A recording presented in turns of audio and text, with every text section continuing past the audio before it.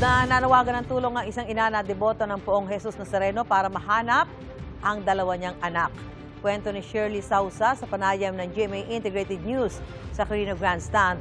14 na taong gulang na babae at 8 taong gulang na lalaki ang kanyang mga anak. Nakapila raw sila sa pagpupugay bandang hating gabi nang magpaalam na magsi-CR ang dalawa at hindi na nakabalik. Kung sino man po ang nakakita ay pakidala lamang ang dalawa sa harap ng stage. 14 years old saka isang 8 years old, si Precious Rain Arroque at saka si Alejandro Sausa Daport. Sana po kung sino po makakapanood na ito, puntahan na lang po ako dito kasi nangihina na po kakaikot eh. Ganina pa po ako hindi kasi ako mapakali eh.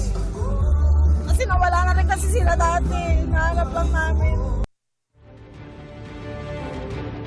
Gusto mo bang mauna sa mga balita? Mag-subscribe na sa GMA Integrated News sa YouTube at tumutok sa unang balita.